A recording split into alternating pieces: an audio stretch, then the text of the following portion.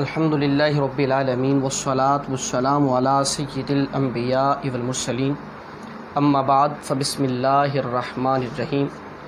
قال اللہ تبارک و تعالی فی القرآن المجید والفرقان الحمید کلوا من ثمرہ اذا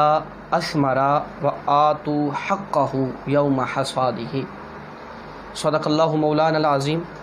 وبلغنا رسولہ النبی الکریم الامین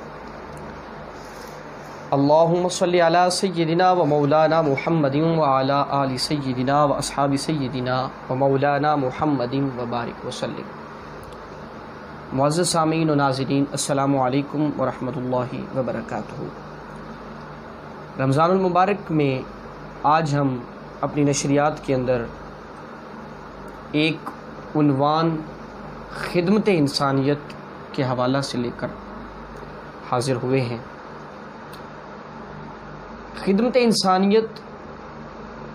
ایک بہت بڑی نیکی ہے، اور الحمدللہ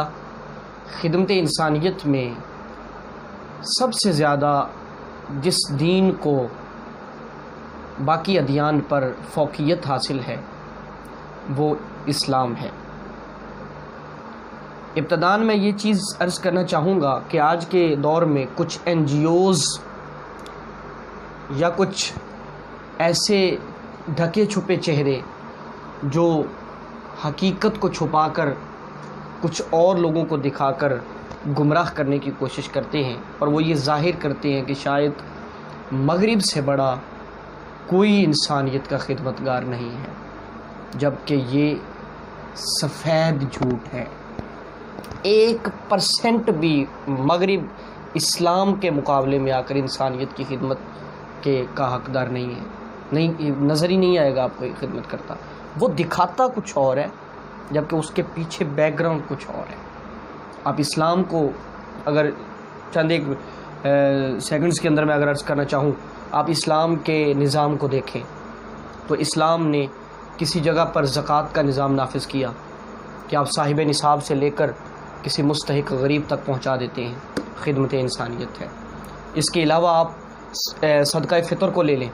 کہ عید الفطر سے چند دن پہلے صدقہ فطر نافذ کر دیا جاتا ہے، تو وہ بھی کسی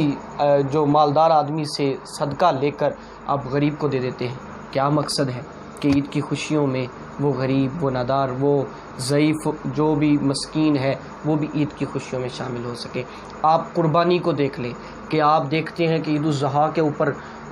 سال بھر میں عید الاضحیٰ کے جو 3 ایام ہوتے ہیں تقریباً کروڑوں جانور اللہ کی راہ میں قربان کیے جاتے ہیں، اور ان کو تقسیم جب کیا جاتا ہے گوشت کو، تو غریب اور مسکین جو ہے وہ ان کو ترجیحی بنیادوں پر گوشت پہنچایا جاتا ہے۔ کیا وجہ ہے، کیا لاجک ہے؟ تو لاجک صرف یہی ہے کہ وہ گھر کہ جن کو سال بھر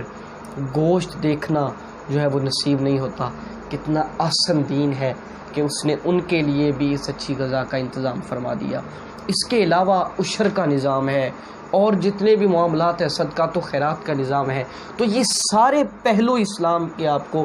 خدمت کرتے نظر آئیں گے،